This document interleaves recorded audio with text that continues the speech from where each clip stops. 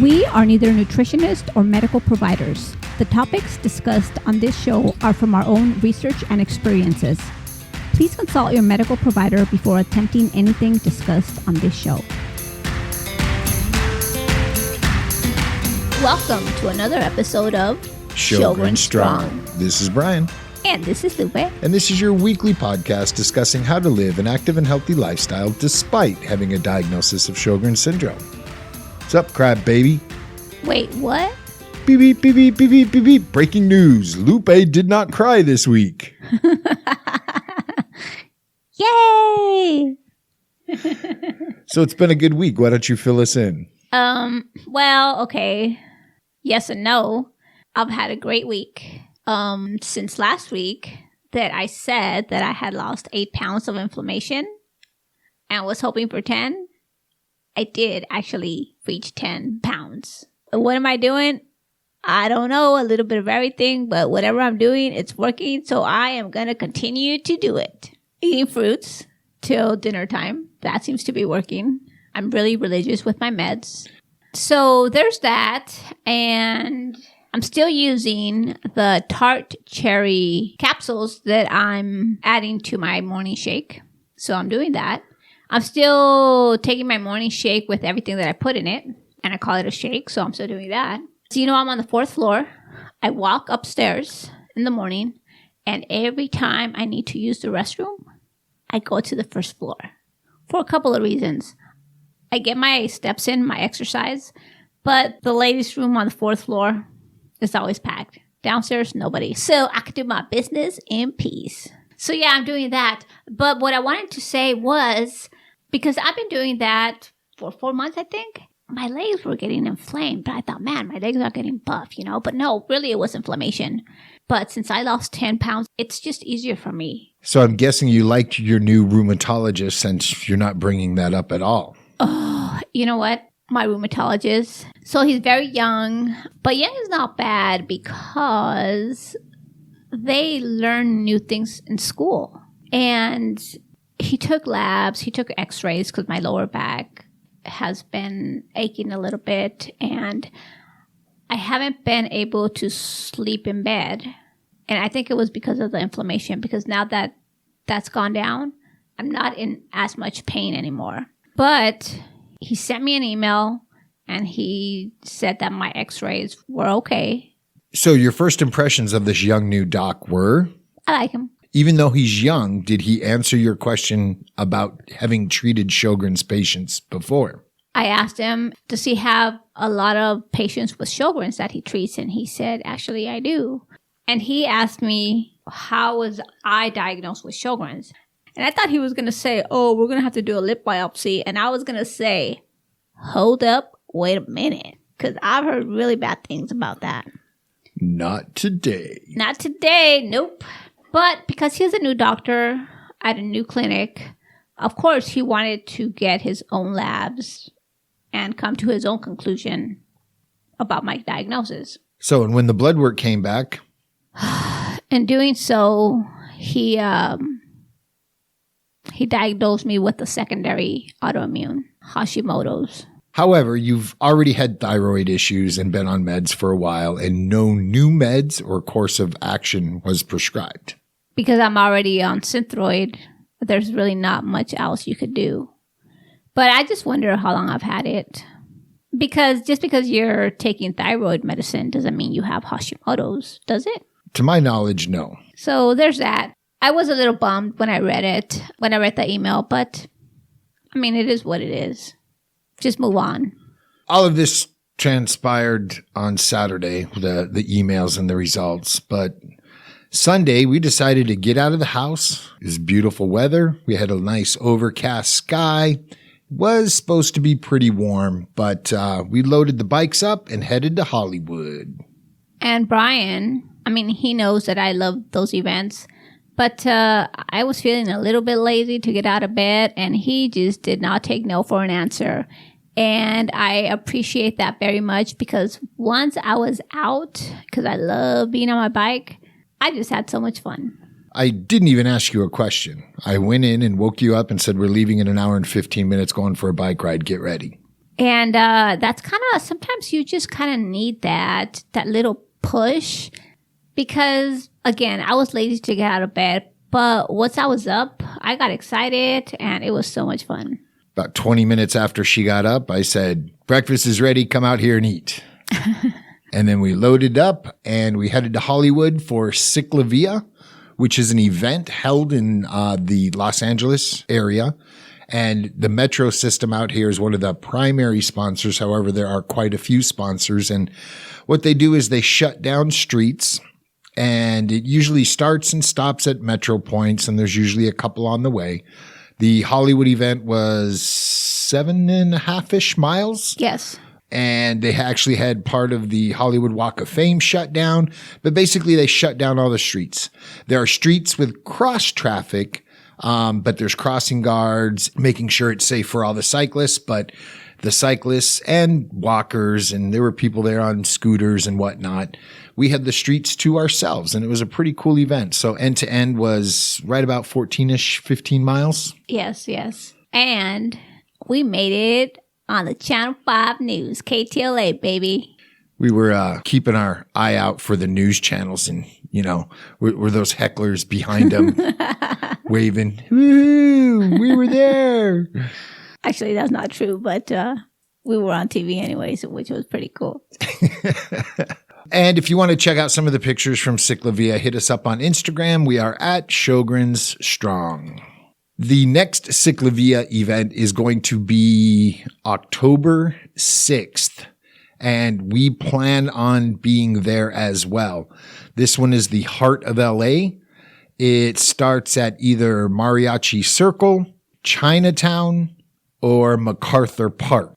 There's 3 ends at this ride. You don't really have a start line and a finish line. You can kind of come and go as you please, but we do plan on being at that one. It's completely free. All you have to do is get there with your bike. We recommend helmets, not the law if you're over 18. However, helmets are good. But you don't necessarily have to have a bike. There was people on scooters and runners and walkers and people on skates. As long as you're out there. Yeah, and it's pretty cool to be out there. Again, streets are closed. We plan on starting at Mariachi Circle, crossing the LA River on the 4th Street Bridge, heading to MacArthur Park, and then up to Chinatown, back down, and to our starting point at Mariachi Circle. So, again, if you're in the area, come and join us. It's not a race. It's not timed. We go at our own pace. Every once in a while, you have to get off your bike and walk through the vendor area where all the sponsors have booths set up. We were able to try the new Nescafe protein shake, and they've got tons of activities and things like that along the way, and you can stop and rest as needed. That didn't sit well in my belly. No, she wasn't a fan. You weren't a fan of the Nescafe protein. Well, I don't like coffee, and I guess it had dairy in it because it upset my stomach.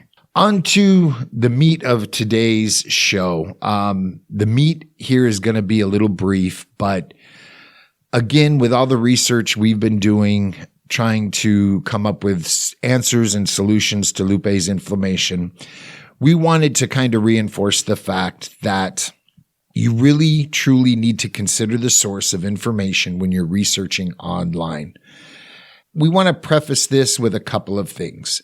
At the beginning of our episodes, we have a disclaimer. We are not medical professionals. We are not dietitians or nutritionists. And if we share something, it's because we've attempted it. We're satisfied with the results with Lupe. Yes. Thanks for chiming in there.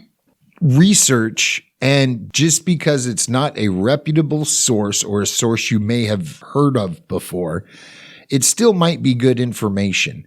And if it's non-evasive, diet-based, give it a try. With Lupe's inflammation, her rheumatologist told her half of a serving of fruit a day. And we flipped that script completely, pretty much removed everything from her diet from AM till dinner time. And she's been just eating raw fruits throughout the day and grazing as needed. Yes, yes. And I feel really good. You know, you go to a rheumatologist or a dentist or whatever, and they don't have they don't give you the same information. Some of it is contradicting, but you kind of do what works for you. And I'm sure we're all old enough to where we've watched the news and doing this is bad for you. And then the year later, doing this is good for you. And it's the same thing. And there's, even within the scientific community, there are contradicting thoughts. And again, non-drug related, non-evasive, diet-based or activity-based suggestions, in my opinion, are always worth trying. So get outside of your comfort zone a little bit and take responsibility for managing your condition and how you're feeling, and try some things you normally wouldn't think of. We've had really good results thinking outside of the box and trying these alternative types of solutions. Like the tart cherry. The juice I wasn't really a fan of, but I don't mind the taste of it in capsule form in my shake. And that works for me. It could have a lot to do with the reduction of your inflammation. And I have more energy since my inflammation is receding. So I'm going to keep doing what I'm doing. And again, we typically say make one change and live with it for a little while so you can see how it truly affects you. Well, what she was experiencing was kind of radical, and we made so many changes within a short period of time. We're not exactly sure what has helped the most. So, now we have to reverse engineer that. We have to take a change away to see how that affects her, to try to figure out what is working, what's not working. But so far, so good. Happy wife, happy life, and she's got a smile on her face. And look, I got my wings. They can't see you. I know, but tell them what I'm doing. She's flapping her arms. Well, because you know why? Obviously 10 pounds everywhere, not like just my legs or my belly. It's just everywhere, all over my body. So my arms were really hard. Like if I was doing exercise. Like a blown up balloon? No, okay, yeah, sure, like a blown up balloon, but it was hard. And like when you do lift weights, it was hard. And I knew it was inflammation because I haven't been working out like that. But now I'm actually excited because it kind of flops around. I do need to start lifting weights or doing something. But I'm just excited because I feel good. And her fingers are almost back to normal. They don't look like little sausages. She's doing good. Feeling good. And again, we made a lot of changes drastically, and not all of them were the advice of Doc.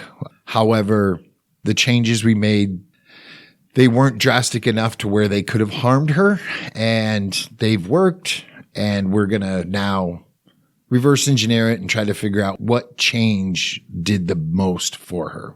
Well, maybe I definitely do want to introduce veggies back into my diet because they're good for you. Well, it's not like you haven't had any veg. We're still having a well-balanced dinner. Yeah. Consider the source. Talk to your doc. Think outside the box and do what you feel is best for you with the guidance of those you trust with your health decisions. If it doesn't sound right, don't do it. Do what you feel is right for you. Definitely. For sure. So coming up October 6th, Ciclavia, free of charge, just a fun day on the bike cruising through downtown Los Angeles. October 19th, we would love for you to join us for the LA area walk for Sjogrens. It is going to be in La Mirada. And we have Team Living Sjogren Strong raising money for the Sjogren's Syndrome Foundation. We would love for you to join the team, commit to raise $250 for the foundation. If you don't want to do that, come on down and join the walk. There is an entry fee. I'm not exactly sure what it is. I want to say it's 40, but I think it was 40 last year, so somewhere around $40, and you get the walk t-shirt and come down and enjoy the festivities for the day. And if you're unable to join the team or come down and walk in support of the foundation, please hit the links in the show notes below and donate to Team Living Sjogren Strong. And if you happen to live in an area where there is not a walk for Sjogrens and you would like to inquire about starting a walk in your area, please contact us and we will put you in touch with the person at the foundation who is in charge of all of that. Actually, we've received several requests from different parts of the U.S., not only the U.S., just everywhere. When are you guys going to come over here? Come have a walk over here. So we're going to share that with the foundation. We are. And we'd love to see these walks happen more frequently and in more locations, because at the end of the day, we're all participating in raising money that is going to great cause to fund research projects for Sjogren syndrome, spread the word, educate doctors, dentists, whole 9 yards. So if you're unfamiliar with the work that the Sjogren Syndrome Foundation is doing, please visit sjogrens.org and you can learn all about them there. If you're not a member, join, because you get the wonderful newsletter called The Moisture Seeker. And how often does that come, Lupe? I want to say once a month it comes out, and then you get your quarterly. So yeah, and it's filled with lots of great information, and the website's packed with information. We discussed some of the downloads last week. We hope you took the opportunity to check them out.